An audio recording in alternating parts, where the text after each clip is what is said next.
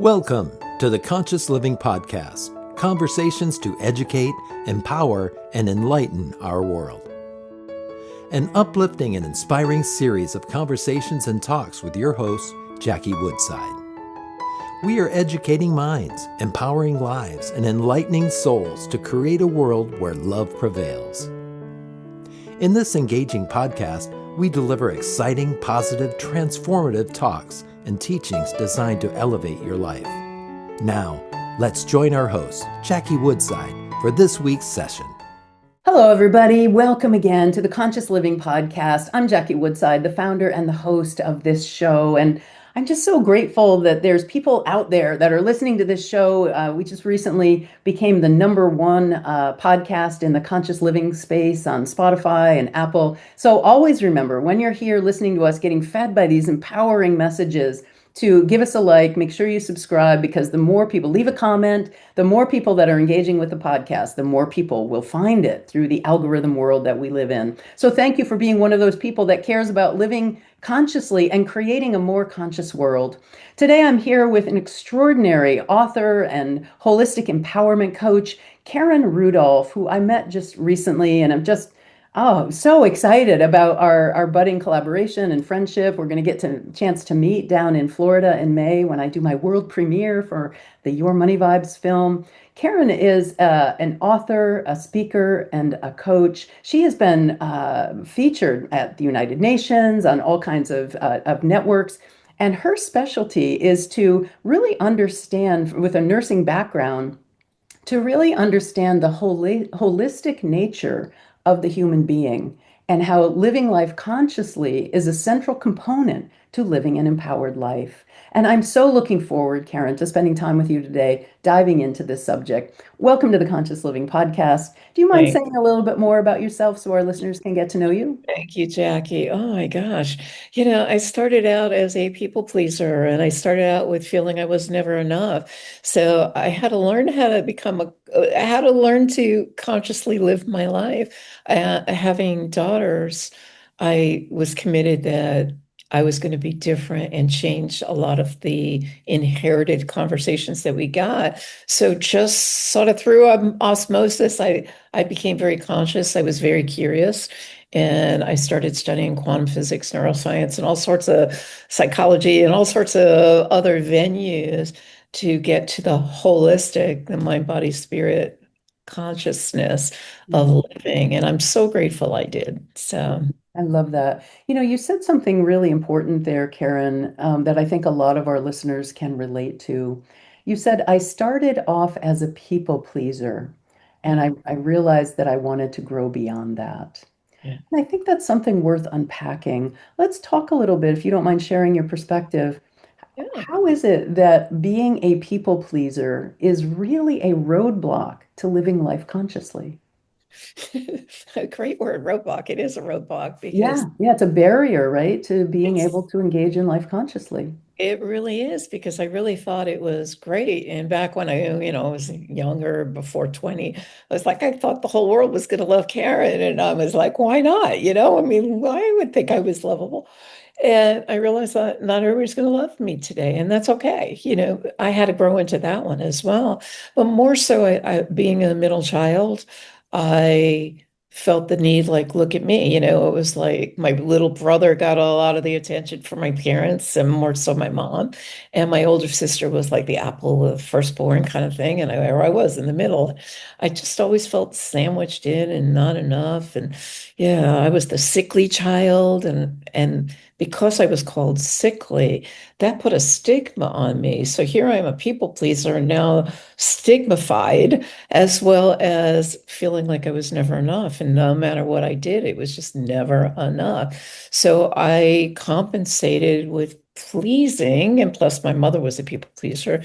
So it was just something I always saw and thought that was a way of being. And when I realized that I was getting very resentful towards people taking advantage of me, because people pleasers get taken advantage of because people think it's okay. You're gonna be okay with whatever was asked.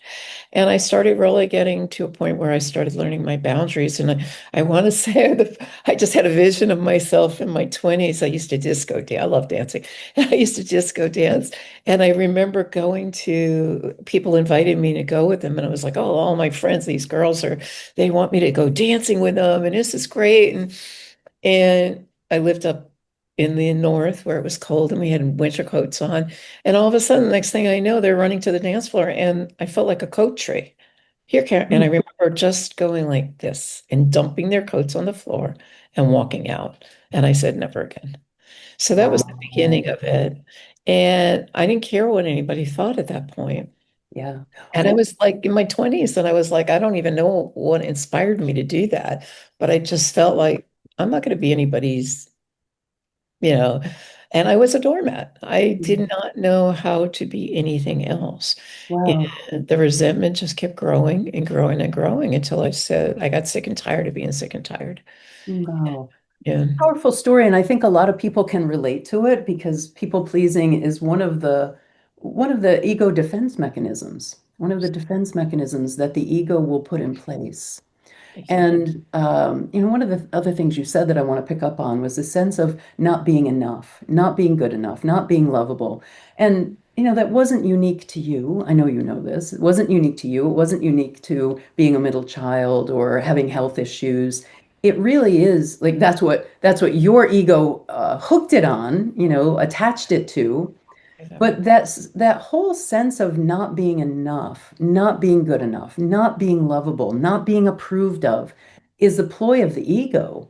And it really is by design. It's an ego defense that's designed to keep you alive so that you don't get out of your box. You don't take risks. You don't do things that maybe appear frightening to the identity that you've developed.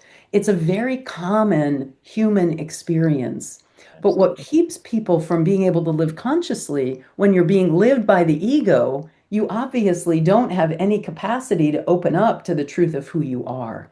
Exactly. Yeah. So, you've made that journey from, kind of people. I love this actually, people pleaser to empowerment coach. That's huge. That is a huge transformation. So tell us a little bit more about how you made that journey and if you want, how you help other people, because I'm sure that's a lot of what your clients deal with, feeling not good enough, not sufficient in some way, Absolutely. And and you that's guide them towards holistic self-empowerment. absolutely. And that's one of the things about what I love about what I do is it's all experiential. And my book is coming out. It's all experiential. So I'm teaching people to fish from the Yeah. experience. And if I've not had the experience, then it's like, let's go together and let's figure it out. Right. Because I'm always curious, always want to know. But it wasn't something that just happened overnight, Jackie. It was a series of, like most people, we have a series of experiences. And as a child, I played with puzzles, manipulative puzzles. So later on, fast forward, I became a creative problem solver. And one of the things I always ask myself is, what can I build with this? Which is the preface of my book now. And I had all these experiences that, okay, now I'm a young teen, and I'm going, dump, what can I build with this? Well, okay, now I built the lesson that I will never do this again and a commitment to myself. And then I was in a nursing career, and I remember, and this is what catapulted me really into my career, was I had an experience with a doctor in Brooklyn, New York. And he said to me, here's a script, discharge my patient. And as he's walking out of the room, I look at the script and I look at it, Jackie, and I'm saying to him, you're masking the symptoms here. Like, you're not getting to the root cause. And turned to me and he looked at me and said, you're replaceable, like straight faced, you're replaceable. And if you don't do what I tell you, Oh my we'll gosh. find somebody who will do it. And it just in my body, I had a visceral reaction. Yeah. And I said, no. So I made it a lifelong career to get to the root causes of what ails people. And part of the ailing is which I've come to find over the years, is that's the stories we tell ourselves, the not enough, the not worthy, not, well, that was there to, as you shared earlier, the ego to protect us as a child. Well, I'm no longer that child. And I've since evolved consciously from there to say, this is who I want to become. And I realized during the course of I gave up my nursing career to be a stay-at-home mom. I was blessed to be able to do that. And then divorce hit one day, and it was like out of left field. And I was like, I have three daughters. What am I teaching my Oh, daughters by playing small, by not being enough, not being worthy, not being the doormat and being the people pleaser? Well, when you're a people pleaser, you can't make a decision to save your life, right? right. And here I am on my face going, oh, I'm on my own. Who's going to want me like this? Who's going to, right? And more importantly, I believe that people come into our life for a reason or a season. And it was a blessing that Cliff, my paralegal, came into my life. And I was like the victim. Oh my God, this guy is falling, and he did this and he did that. And he would listen so patiently. And one day I was like, "Ugh, who died and made him God?" You know, that he can get away with, like, not showing up when he's told to show up, not printing his paperwork when he's told to put it. And I was the rule follower as part of that people pleaser. And I thought that's the way everybody should be doing life, right? It was my expectations. So when I learned that my expectations are my expectations and not everybody else's, I'm not going to sit there and point fingers and judge. So I was looking outside of myself at that time.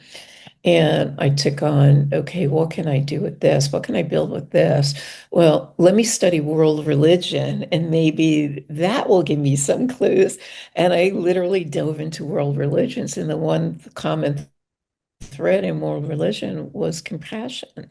And I'm thinking, Mm, okay, it begins and ends with self, compassion for self. Oh my God, like I'm not doing that, because I'm too busy policing everybody else. So, and Cliff said to me, he said, Karen, I'll listen to you all day long if you want. Cha-ching, cha-ching. It's costing you a fortune. And right now you have three daughters that need you more than paying us. And it was like, phew.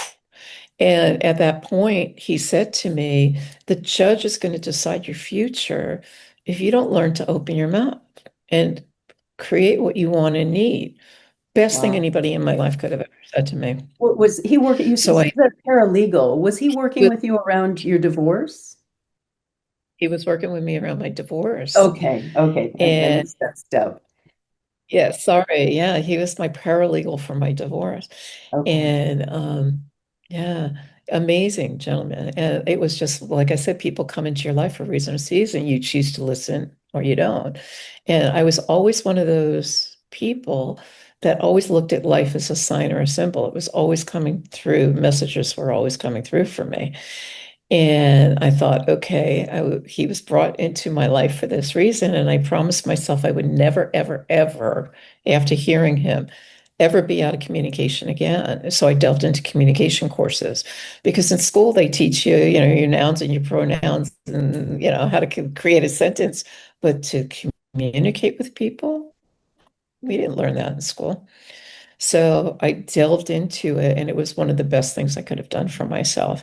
And I stopped pointing the finger outward and started taking 100% of the responsibility here. And that was the most conscious thing I could have probably done for myself in the moment. Yeah. I mean, that is the entry point of conscious living.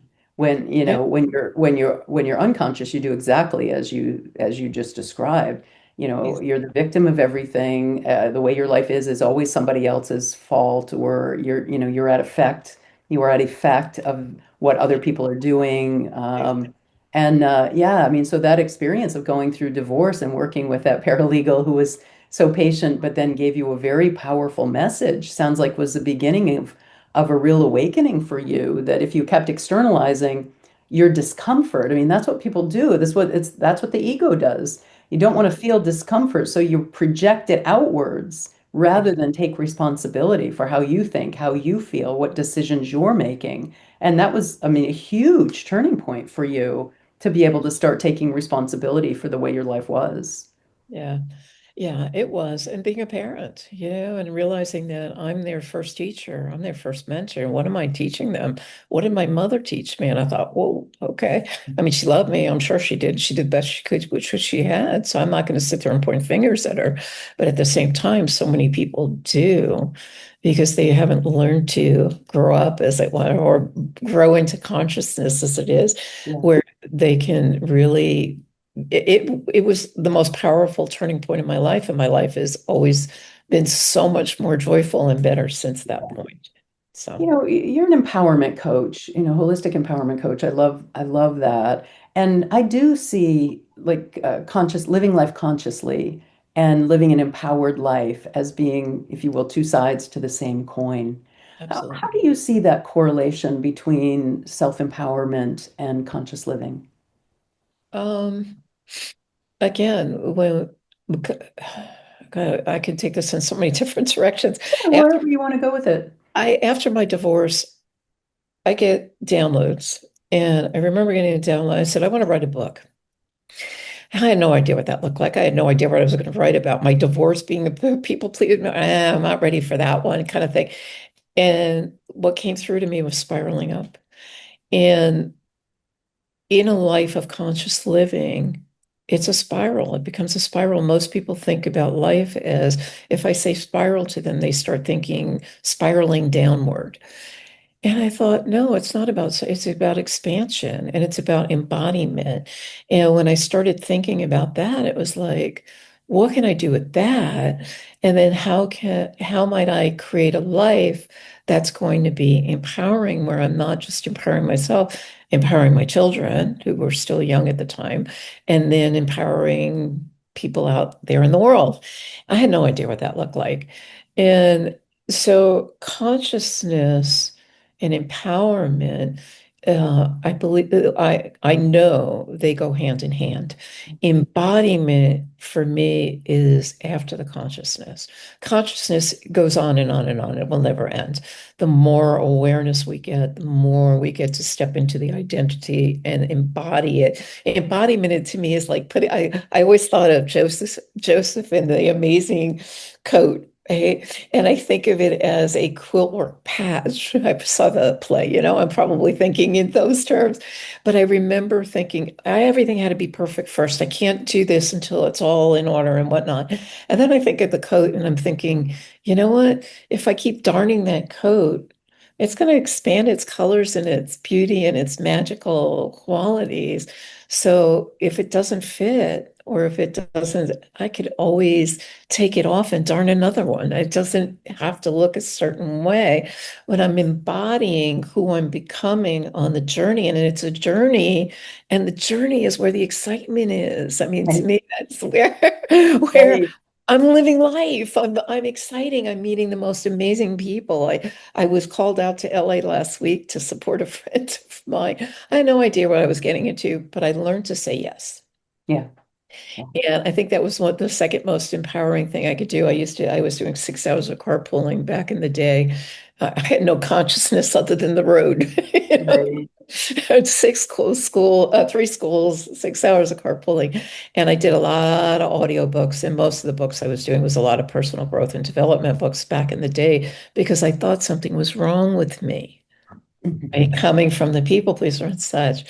And in those six, I ran out of audiobook. And I said to my oldest daughter at the time, who loves books and she's a brilliant gal, and I, I said, what's on your list? Do you have something I'm going to stop? And out of her whole list of audios, the one that jumped out to me, and whatever jumps out is, I feel like is one of those messages, right? The one that jumped out was Shonona Rhimes' The Year of Yes. Oh, wow. Nice. And I listened to that. And Shonona Rhimes, of course, she's got Shonona Land, and I think she does Grey's Anatomy and Bridgerton and some other whatever famous shows on TV. And a single mom with three kids, right? So it was relatable. And she was always going, going, going, business, business, business. Well, after divorce, it was like people were saying to me, Karen, are you going to go back to nursing? And I went, no, who says I have to? I was thwarted by that. I don't want to go back to that. I want to, so it was recreation. How am I going to recreate myself, right? So it was really, okay, where was the entry point? Life coaching. Ooh, that didn't like quite like make it for me, but I was like, okay, I'll take it on. I had no idea what that was going to look like. So I just kept building upon it until I became the holistic with a W, empowerment coach, because I look at the whole of a person, because most people will say to me, I'll come to you for your relationship problem. Well, but you're not looking over here at all of this. So we're going to look at the whole thing. And I map everything. I'm a mapper. Um, been doing that for God, 30 some odd years now. So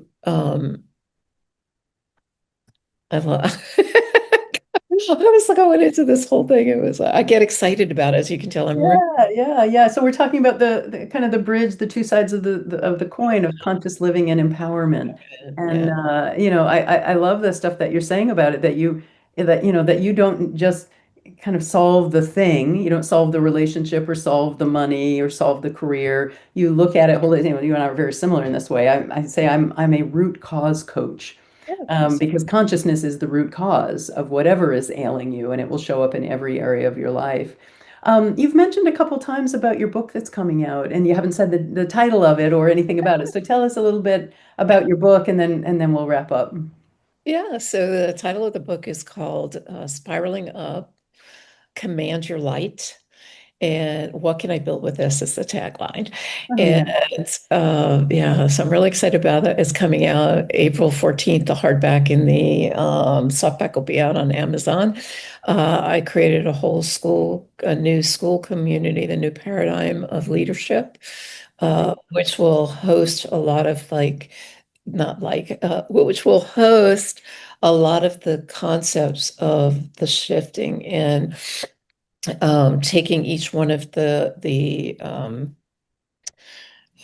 realms of consciousness and putting it into a 3-day, 10-minute, like I'm giving you the tools to be able to do that and get out of your head and back into your heart. Oh, Uh, beautiful, yeah. beautiful. So it's out in April, and it's called Spiral or Spiraling Up. Spiraling Up. That was the That's a great download of title. that back Yeah, no, then. it's a And great, great title. yeah, thank you. Thank you. Yeah, and you're also in an upcoming film on manifestation. Let's give that a little plug as well. Yeah, The Art of Manifestation is coming out Yeah. on April 9th. So Oh, a lot nice. coming up. Yeah. Wow, April is a big month for you. Yeah, April's a bit, well, actually this month is just as big a month. It's just like going right straight through. Wow, Karen, Yeah. that's really exciting. Well, I can't wait to meet you in Florida. I'm really looking forward to the chance to getting to spend time with you, live and in person. But thank you Yeah. so much for what you've brought to the Conscious Living Thank podcast. Really love walking with you at this intersection of empowerment, living a self-empowered life by living a conscious life. And, I know we share this passion that it's the most fulfilling, gratifying, satisfying way to live is to live your life on purpose based on who you came here to be. So thank you for being my friend and my guest, and you. I look forward to our next collaboration. Take care now.